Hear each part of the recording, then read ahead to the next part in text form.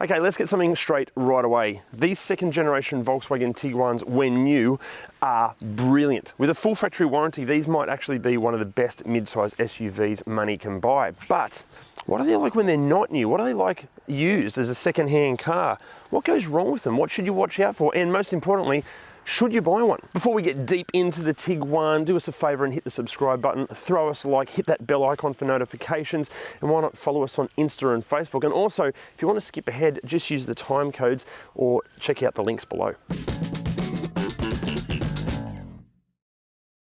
Now, in this video, we're going to be focusing on the Australian derivatives of the second generation Volkswagen Tiguan. But if you're not from Australia, don't freak out because most of the things we're going to be going over will relate to your local models. The Tiguan range has expanded into a pretty complex web of models and variants and special editions. And look, while we can't go into every graphic detail about absolutely every different variant in this video for obvious reasons, we have collected and put all of that information into our handy ReDriven cheat sheets. Our cheat sheets are invaluable as they provide a full breakdown of the car's model range, its common problems, what you need to look out for before you hand over your hard-earned cash, how much of that cash you should be handing over, and so much more.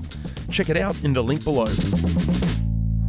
So, rumour has it there is a facelifted Volkswagen Tiguan coming just around the corner, but I still think this looks pretty good. It does that Euro styling thing really nicely. It's a little conservative. It might be just, I think it looks a little bit boring. What do you think? Does it look too conservative? Let us know in the comment section below.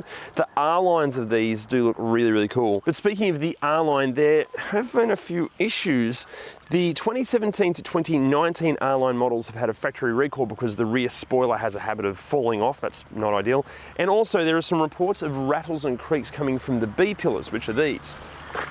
This is the B pillar, and inside it rattles and creaks.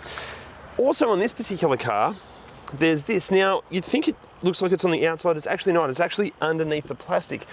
The owner of this car has taken it back to Volkswagen to try and get this fixed under warranty, but Volkswagen is saying it must be an issue of when the car is washed. But the problem is, the only time this car gets washed is when it's being washed by Volkswagen when it's at a service. And also, if it was a car washing issue, why is this fine and this one's not? Also, all this chrome work, it's just gone cloudy and not very chrome anymore. It's like a satin silver instead of chrome, and you probably polish it out, but it's not good enough.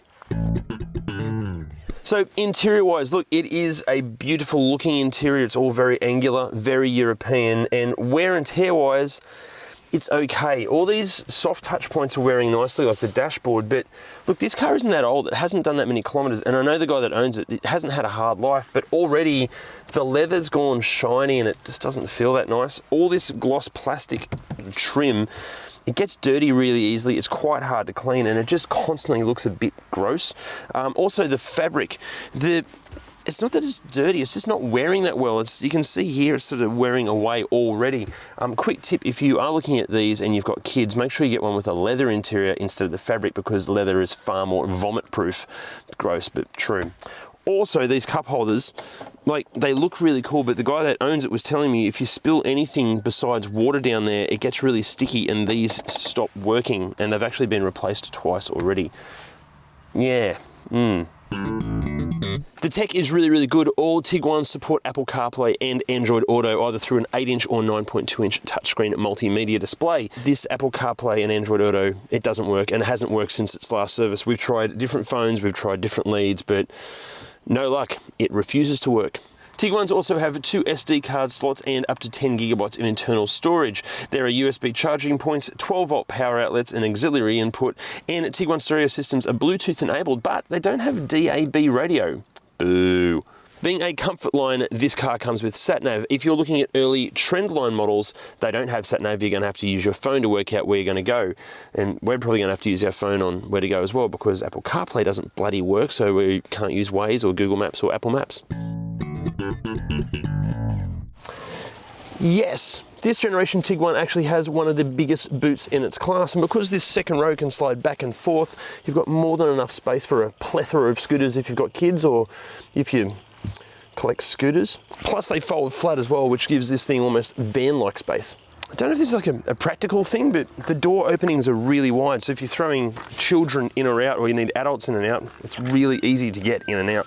In the back, it's really spacious. Like, this is in my driving position and I'm 6'2", and there's still heaps of knee room, loads of feet room, heaps of headroom. Really nice feature. It's got climate control functionality in the back, so you can control your own tri-zone climate control, and there's a 12-volt power outlet, which is pretty handy.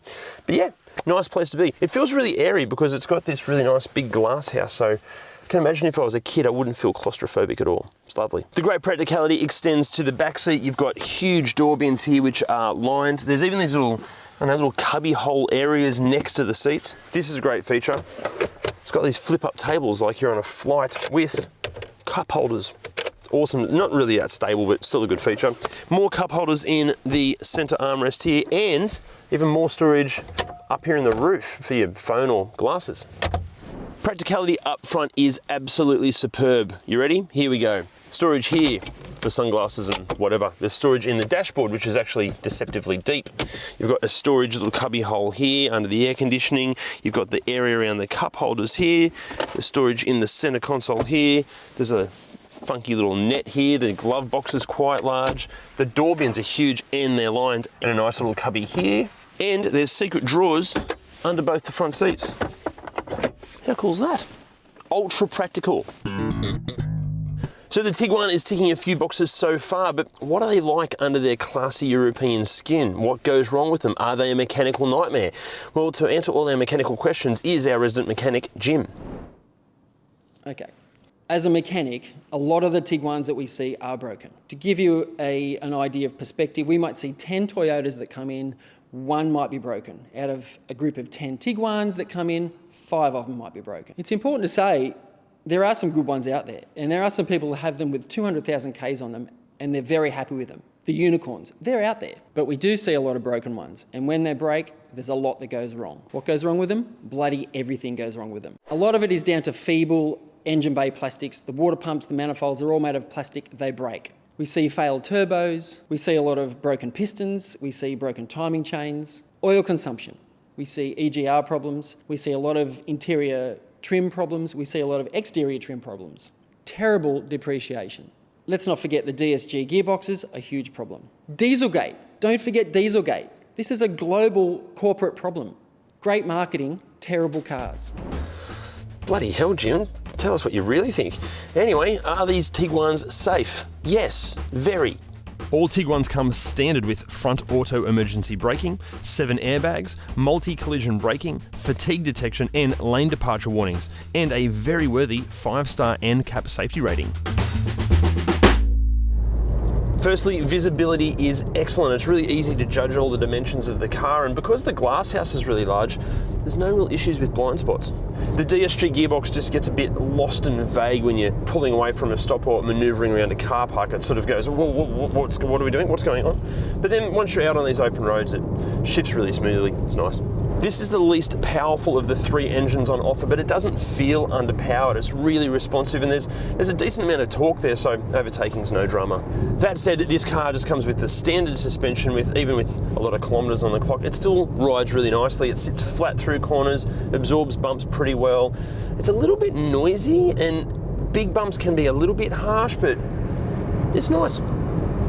Now, speaking of noisy, and I mentioned this before, that B pillar actually has a rattle to it. I don't know if the mic can pick it up, and it doesn't happen on smooth roads, but any bumps, yeah, it's like a little rattle jiggle sound. That shouldn't happen.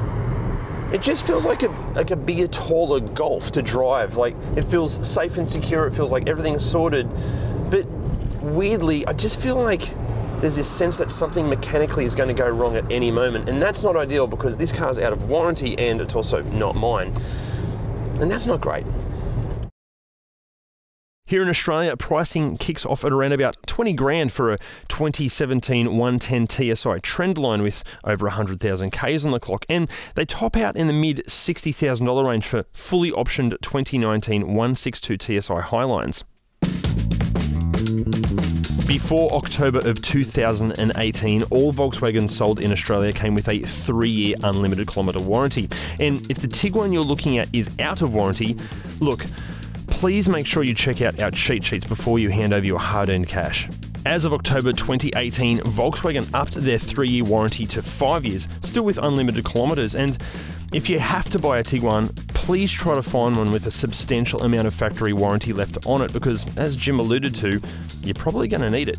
Also, being European, parts are on the expensive side, and we do know of occasions where some parts have taken weeks and if not months to arrive. So should you buy one? Well, look, the Tiguan, they look great. They shovel out that Euro ambience in spades. The interior is really nice. They're ultra practical. They offer great levels of safety and technology. They're efficient. They drive really well. And on paper, now that they're secondhand, they offer great value for money. But no, you definitely shouldn't buy one. As Jim said, things will definitely go wrong, and when they do, they're not going to be cheap to fix. But if you absolutely have to buy a Tiguan, the sweet spot of the range is the 132 TSI Comfort Line, and try to find one with as many options as possible. But even then, come on guys, there are so many cars that deserve your hard-earned cash more than these. So there you have it, the Volkswagen Tiguan. Would you still buy one? Do you own one? If so, let us know what you think in the comment section below. We'll see you next time.